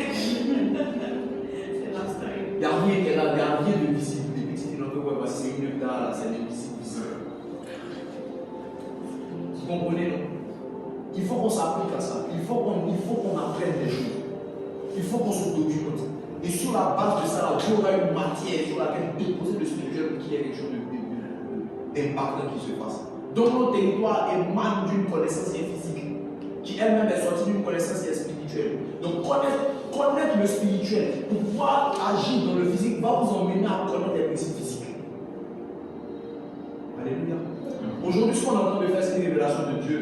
La maison des héros, il faut qu'on se retrouve, le Seigneur peut nous enseigner des choses, etc. Mais maintenant, pour pouvoir faire la maison des héros, on est obligé d'utiliser des principes physiques. Il faut qu'on limite ça. Il faut le temps. Vous pouvez la salle, parce qu'on va avec Dieu nous envoie, donne-nous. Pourtant, c'est un sang chrétien. Alors que la salle, on va acheter du matériel, on va acheter un peu, en fonction de l'argent, comment le Seigneur nous oriente. Tout ça, ce sont des lois qui régissent l'humanité. On va pas faire au-delà des agents, on organise la maison des héros. Allez, rendez-vous à 600 mètres en haut dans les cieux. Tout le monde se voit là-bas et puis on fait, on est fuite à tout volant, mais je sais pas. On est tous sur du conseil, on est fait ministère. On n'a pas arrêté. En fait, vous voyez, c'est tellement basique en fait. Mais on ne pense pas à ça. Et ça limite notre impact. C'est pour ça qu'il faut connaître, tu es obligé de connaître les lois de la communication pour que ça prenne. Même si à la base, c'est Dieu qui fait la publicité, mais il faut qu'un jour de voir quelque part. Il y a des gens qui n'ont pas Facebook. À cause de leur ministère, on entend parler d'eux. Et on voit leurs photos sur Facebook. Il n'a pas Facebook, d'accord, mais aujourd'hui, c'est un moyen de communication qui existe. Il y a des gens qui le voient, lui, sa photo là sur Facebook, parce que quelqu'un a fait une photo et puis il l'a mis là-bas. Et puis la personne allait relayer son information et puis on va le chercher. Même si tu n'as pas internet dans ton téléphone. Tu vas pas aller t'asseoir quelque part dans le désert là-bas pour dire non, moi je suis un messager de Dieu. Et puis tous les gens sont venus te chercher avec une carte. Une gens à la révélation pour savoir qu'il y a une note de Dieu là, c'est une prophète de l'Éternel au milieu du Sahara, on ne sait pas où il est. Et puis, on va prendre une carte spéciale pour les chercher, des noms, les commandos, tout ça. Tu rêves, frère, pas mourir seul dans le désert. Et personne ne va te connaître, c'est un fait. Donc, ce jour, je dis, ce n'est pas de déterminer notre service de façon truc par les lois physiques, etc. Mais c'est qu'on ne peut pas se passer des lois physiques pour faire notre service. On ne peut pas s'en passer parce qu'on a besoin de monde qui est physique. Amen. Les territoires nous font émaner. On a mis 17h, 17h. Les territoires font émaner. La deuxième chose. Non, pardon, les territoires émanent. La deuxième chose, les territoires font émaner. Toujours dans Genèse 1, le chapitre 9. Genèse 1, le verset 9, on a lu tout à l'heure que les eaux se rassemblent et tout. Maintenant, une chose importante avant de passer aux territoires qui font émaner.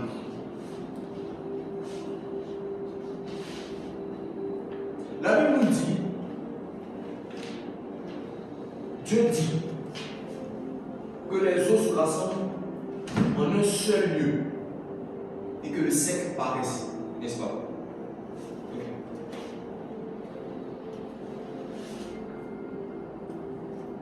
Jésus est venu sur la terre. Je vous ai dit que la Bible nous dit que Adam était un être vivant à qui les clés du royaume de la terre avaient été données. Et Adam a perdu les clés de la terre. Il a donné ça au diable quand il a désobéi à ce que le Seigneur lui a donné. Nous connaissons toute cette histoire.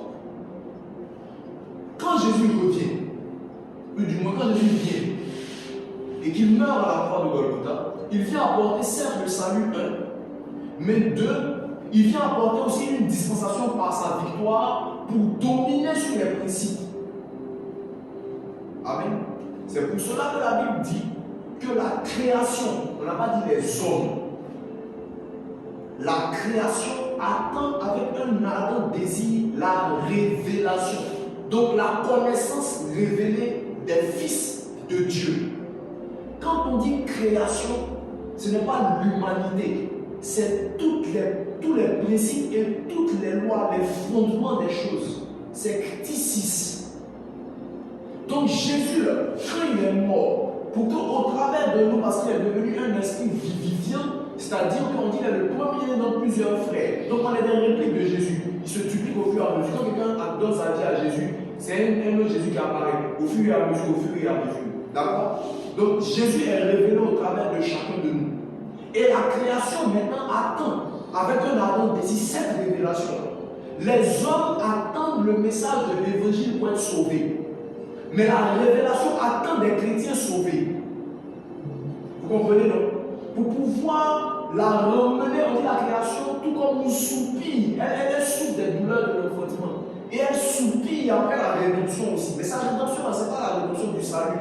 Vous dites non, lui j'avais péché, aujourd'hui je t'accepte. On dit que la création a été soumise, j'ai parlé de ça tout à l'heure, à la vanité, non de son gré, mais à cause de celui qui l'y a soumise. Donc Jésus, pendant sa vie sur la terre, n'a pas fait qu'annoncer la bonne nouvelle, il est venu redresser des principes. Donc, dans Genèse 1, qu'on a lu, la Bible dit que Dieu a regroupé la mer, enfin les eaux, en un seul lieu pour que le sec paraisse. N'est-ce pas? Et quand Jésus est venu mourir, enfin il est venu sur la terre, il y a eu cette partie de son ministère où Jésus a marché sur les eaux. Amen. Il y a cette partie de son histoire où Jésus, parce que les disciples étaient sur la barque et que les eaux étaient instables.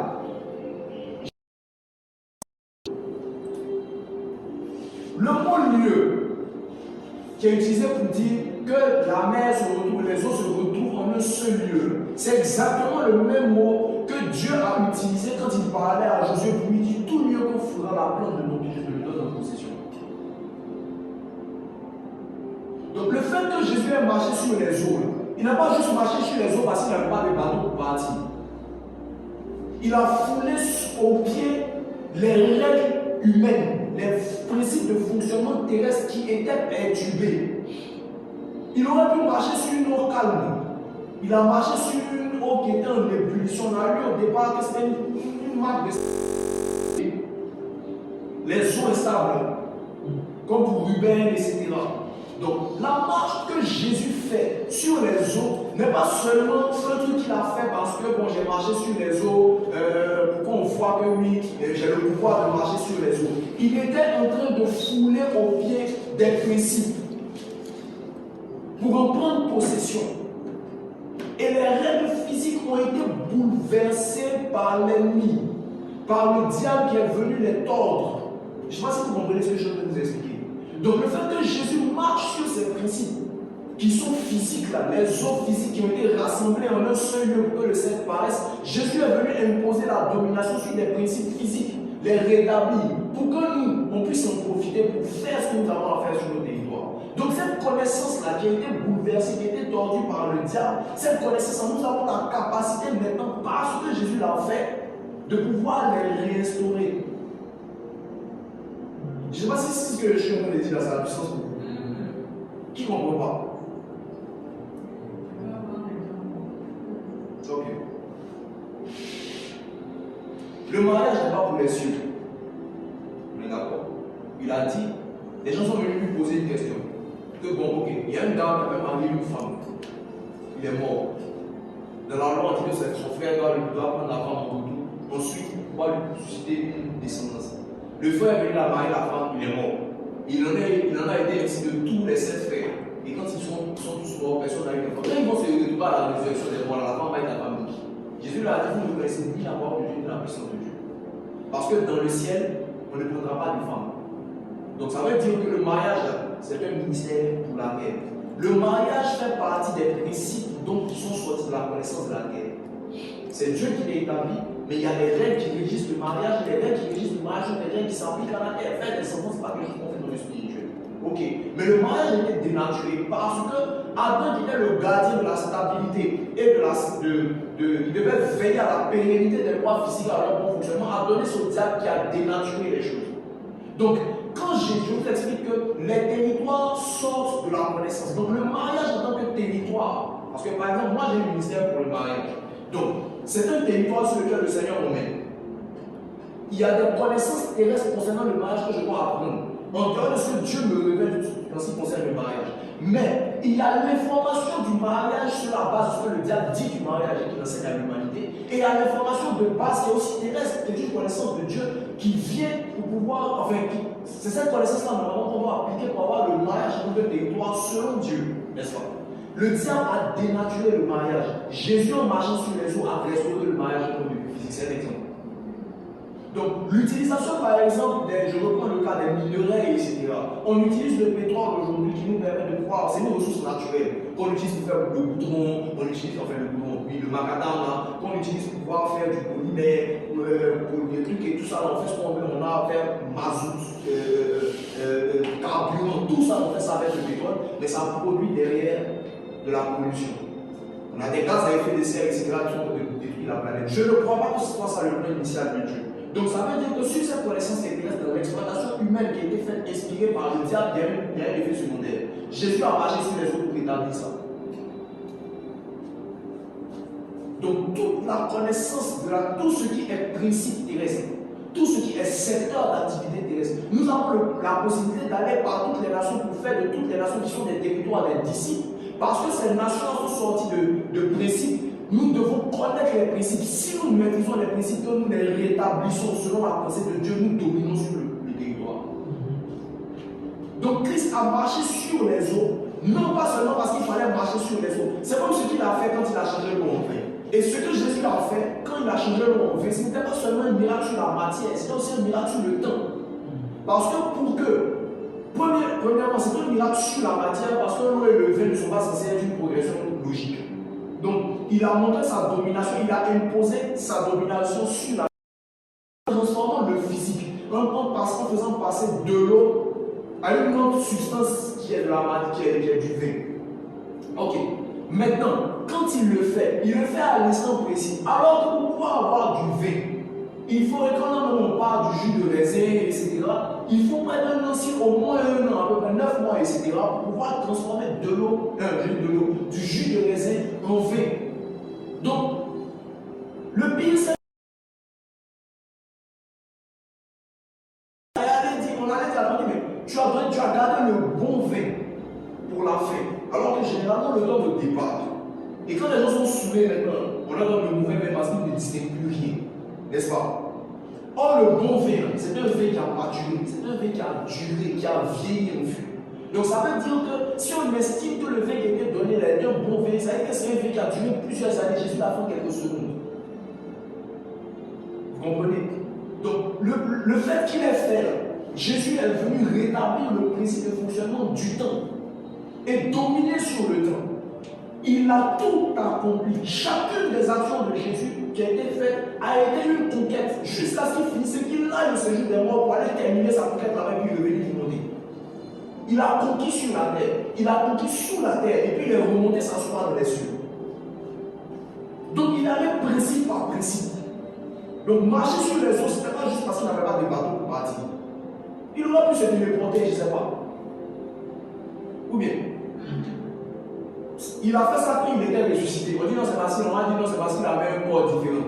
Mais Philippe, là, qui était en Samarie, il a disparu. Il allait trouver le livre éthiopien dans le désert. Quand il a fini avec le livre éthiopien, il a disparu du désert pour sortir à Azor. Son corps, là, c'est quel corps? Jésus aurait pu faire ça. Il aurait pu l'éviter. Mais il a marché sur les eaux. Des eaux instables. C'est un symbole. C'est un symbole du rétablissement des principes par Christ. Des principes physiques. Donc nous n'avons pas à les mettre de côté, au contraire, nous avons à les comprendre et puis à les utiliser. Nous devons les redresser. Donc, si par exemple, comme tu es photographe, tu traites l'image qui va avec des principes tels que la couleur, la lumière, etc., l'obturation, et tout ça là, il y a des règles dedans. Et il y a une connaissance qui a été donnée dedans. Mais cette connaissance-là, c'est une connaissance qui est révélée, qui est étudiée autour de tout et tout. Dieu la maîtrise et Dieu l'a remis en position. Je vous dis qu'à partir du moment où le diable a pris le contrôle de la terre, il a travesti tous les principes physiques. Il a travesti tous les principes physiques. Donc la mort de Jésus, ce n'est pas juste pour qu'on soit sauvé, pour aller au ciel, je vous le dis. Tant qu'on est sur la terre, on a un travail à faire. Et ce travail-là, on ne peut pas le faire en utilisant des principes qui sont biaisés.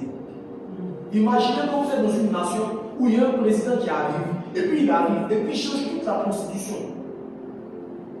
Il n'est pas légitime. Il fait un coup d'État, par exemple, il bloque toutes les institutions, il suspend tout, et puis maintenant il organise un référendum, il fait un truc là-bas, et puis il établit de nouvelles règles. Dans les règles, par exemple, tu peux marcher, tu trouves une femme, tu la violes si tu veux. Tu vois un garçon, si tu veux, le pote, ça va quelque part. Si tu trouves quelqu'un qui a quelque chose qui n'est pas pour toi, tu prends, tu fais ce que tu veux, et puis c'est écrit, c'est dans la Constitution. Et puis à partir d'un certain moment, il y a un nouveau président qui vient, on chasse l'ancien, et puis on arrive, maintenant on a assis des mêmes c'est le même là. C'est pas logique. Bon, ok, les Ivoiriens, peut-être le pays dans lequel c'est eu, on les a tous chassés. Aujourd'hui, ils sont tous revenus. Mais la loi qui les régisse, les principes qui font fonctionner l'état dans lequel ils sont n'ont pas changé. Ou bien vous vivez dans une maison où l'air conditionné a été réglé à 52.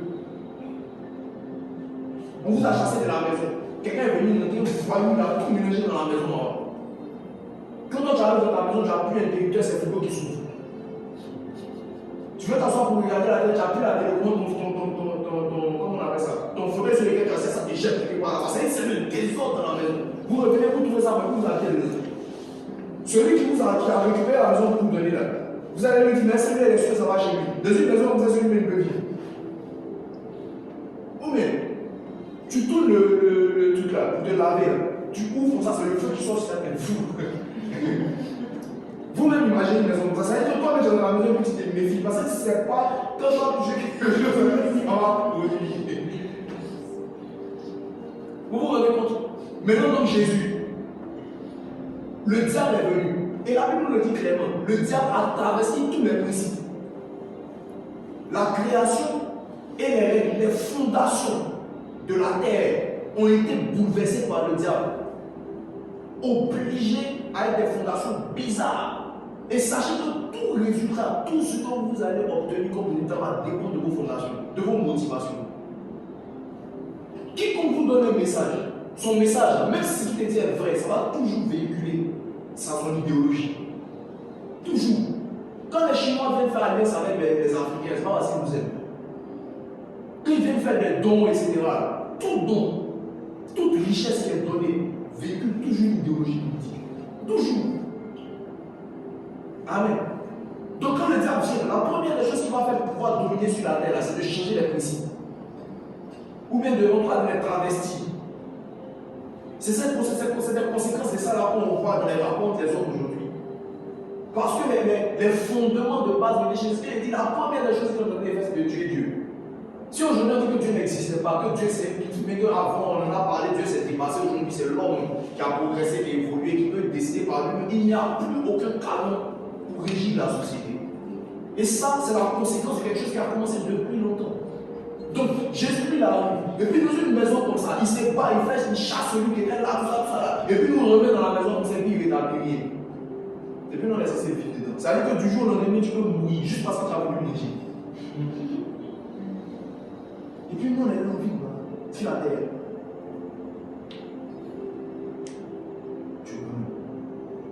Et c'est ce qu'il dit à la fin. On dit même pour regarder le livre et pour en ouvrir les seaux, il a vécu pour ça. Donc la victoire de Jésus, c'est pas seulement pour ça on accepte Jésus et on va au paradis.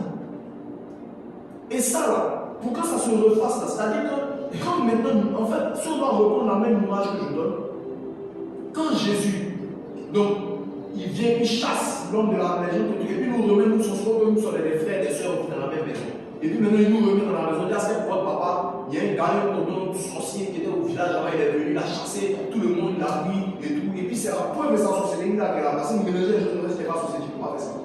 Maintenant, on arrive dans la maison. Déjà, même là, tu ouvres le portail pour s'en mettre dans cette politique qui est devant toi. Tu vas diriger pour entrer dans la maison. Tout est mélangé comme j'ai expliqué les gens là-dedans.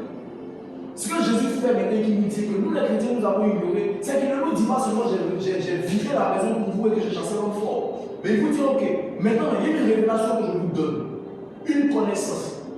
Je vous explique que le diable a tout mélangé dans la maison. C'est votre responsabilité maintenant de rétablir la maison à sa position initiale parce que cette maison-là, c'est pour vous.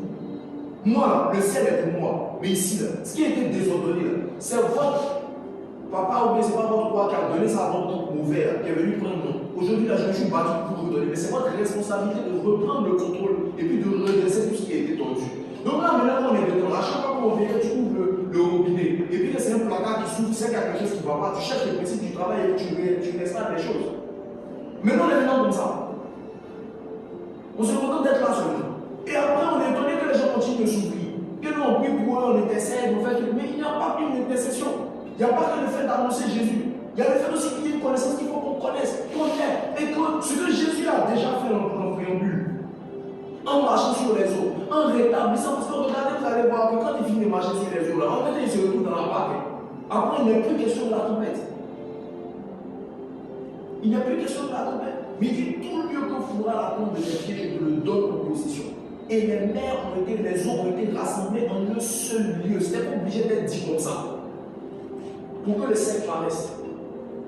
Nous sommes inefficaces dans la conquête de nos territoires. Pourquoi? Parce que nous n'avons pas compris que nous devons conquérir les principes. Que nous devons les connaître. Que les eaux qui sont en bas, nous devons les explorer. Parce que c'est de ces eaux-là que sont sortis les territoires. Et la Bible nous le dit clairement que la terre a été fondée sur les mers, sur les fleuves. Donc les fondations ont été bouleversées. Si c'était fondé dessus. Donc quand le diable fait en sorte que les eaux soient agitées, une eau agitée qui est un fondement, ce qui est fondé dessus peut être stable. On est d'accord? Donc notre responsabilité, c'est ça. On veut avoir les territoires aujourd'hui. Non, oui, moi je vais dominer sur le monde du sport. Non, moi je suis venu pour conquérir tel truc, je suis venu pour conquérir tel truc, je suis venu pour conquérir tel truc. D'accord. Mais les principes de ça qui étaient déformés là, j'en ai pour avec. Moi je prie depuis plusieurs années, j'ai dit, mon Seigneur, ok, tu m'as mis dans le. Tu me mets dans le textile. Ok. J'arrive dans cette histoire des textiles, je commence et puis j'ai fait des enquêtes, je commence à me parler de tout. Une fois que c'était une ligne, ça dit que. Je crois que c'est la troisième activité humaine qui pollue le plus la planète. Jamais je n'aurais imaginé ça. Qui savait ça? On n'est que deux ici à savoir.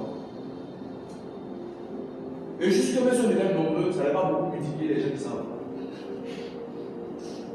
Ça pollue, ça utilise énormément d'eau. Et c'est l'une des causes aussi de beaucoup de maladies dans les pays qui sont grands exploitants de coton. Parce que les gens utilisent de l'engrais de mauvaise qualité, des pesticides de mauvaise qualité parce que c'est moins cher. Pour pouvoir avoir un coton qui est produit moins cher, qui sera vendu moins cher, pour qu'on puisse produire en grande quantité moins cher. Et maintenant qu'on produit moins cher en grande quantité, ça veut dire que ce n'est pas de grande qualité. Donc tu achètes un t-shirt aujourd'hui, demain c'est gardé t-shirt, tu achètes un autre, dans tous les cas ça coûte seulement que 1 euro. Donc ça fait des déchets. Donc ça veut dire que de la production jusqu'à la consommation, jusqu'à la fin, on jette ça pourrit seulement. Maintenant les engrais de mauvaise qualité tuent les gens qui les utilisent.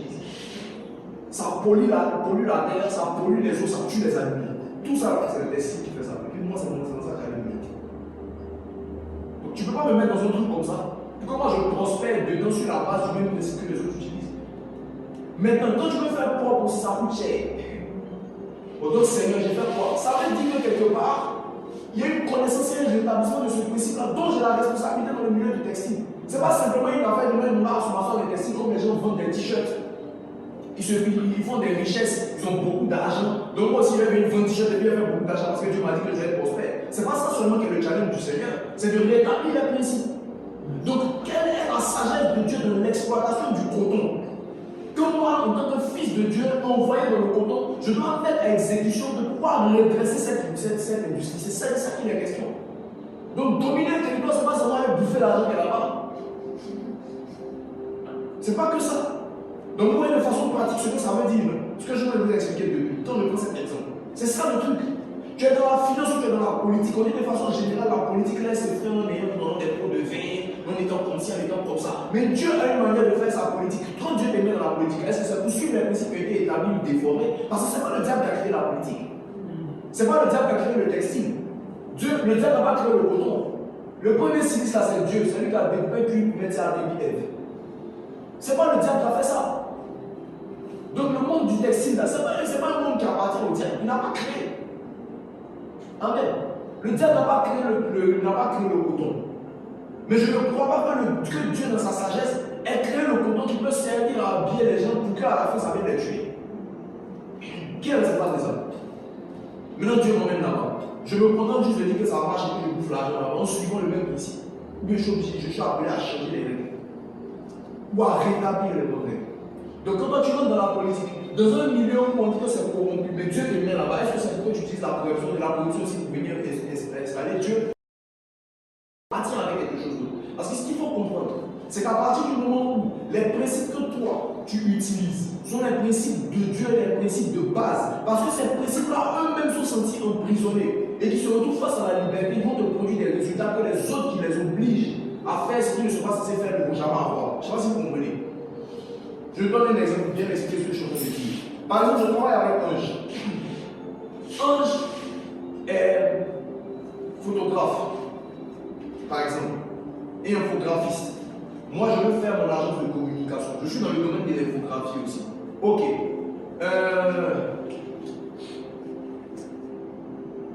Moi, maintenant, tu fais quand même. Ok, très bien. Moi, je suis responsable de communication. Je l'apprends. Il y a qui encore? Mario, toi, à la base, ton travail, c'est quoi? Ta formation? Commercial. Ok, super. Mario, un commercial. C'est ça, c'est une vraie équipe de communication que nous sommes en train de former. Il y a besoin de quelqu'un qui gère l'argent. Voilà, Messica. Non, je suis sûr que je n'ai pas l'argent, c'est la personne qui gère l'argent. C'est ce que tu fais. Donc, Messica, comme ça, voilà, lui, il est en banque, etc. Donc, il y a quelqu'un qui gère mon truc. Et puis maintenant, comment on appelle, responsable, comment on appelle ça, RH. Ok, c'est votre métier. Mais moi, je suis un communicateur, mais c'est un malo. Non, il ne faut pas t'amuser, mais ici, un malo, vous faites ta tête. Tout ce qui m'intéresse, c'est mon agent. Je m'en fous des hommes que vous êtes. On a signé pour quand vous allez faire le travail. Vous partez, vous êtes là pour faire le travail.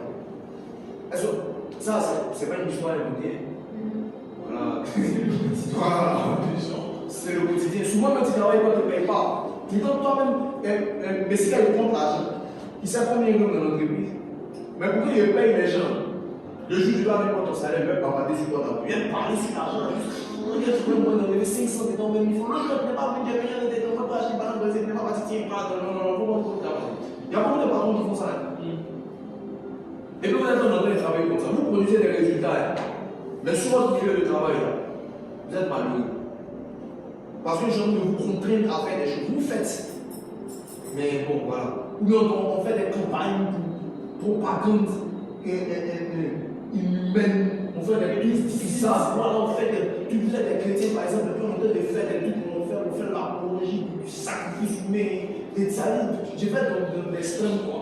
Ah non, c'est où on fait l'apologie de la mort, on doit tuer les gens, jeter les gens sur les ponts, et puis on fait des affiches, et vous payez, il n'y a pas de souci, mais c'est qu'est-ce que vous prenez dedans. Et puis on est dedans. Et puis un beau jour, on dit non, que je ne sais pas par quel truc là-bas, le gars s'est pardonné, on l'a mis en prison. Ou bien il est en train de faire ça, et puis maintenant il dit bon, on met le deuxième patron, il a sa femme, qui est dans cette maison, qui est bien ma pays, et puis les deux sont là, ils gèrent et tout. Et puis moi il vient. Bien la femme en question, le monsieur l'a dit, et puis ouais, oh, lui on l'a mis en prison, lui il vient prendre le dessus. Et puis il change les conditions de travail de l'entreprise. Vous êtes vous tous au même poste. Mais c'est-à-dire que la manière dont vous êtes censé être traité à la base, vous êtes traité comme ça. Toutes les conditions de travail vous sont données. Vous faites le travail de commercial, voilà, si tu as besoin d'une voiture de service sur le même budget de comme ça, toi tu travailles comme ça, on t'écoute, tu donnes des trucs, tout ça là. Est-ce que votre rendement va pas augmenter? À moins vraiment que toi-même à la base aussi tu sois même joué dans le patron. Vous comprenez? Forcément le rendement va augmenter. Et c'est exactement la même chose. Aujourd'hui, le diable oblige les principes à cause de sa nature corrompue à produire des résultats. Mais quand ces principes-là produisent des résultats, ils produisent aussi des déchets. Donc si toi tu es chrétien et que tu reviens dans le secteur d'activité, sur ce territoire, rétablir les principes, ils vont forcément vous donner un rendement plus élevé que le rendement qu'ils donnaient au départ. Parce que ce n'est pas leur mode de fonctionnement normal. Alléluia. Mais ça demande des combats. Parce que tu viens ramener un contre couvre dans ce milieu-là où tout le monde fait la production, toi tu ne pouvais pas produire, tu vas juger. Mais qu'est-ce que Dieu a dit? C'est là qu'il y a les fils d'Adam. C'est là qu'il y a l'homme fort. Donc vous comprenez d'où on est venu mon van. C'est là qu'il y a l'homme fort. Donc posséder les territoires, ce n'est pas une bénédiction de territoire pour Dieu m'a donné sans conquête. Je vais venir prospérer ici et je vais partir. Ça veut dire qu'il y a une responsabilité derrière de redresser ce que ce secteur d'activité était censé être.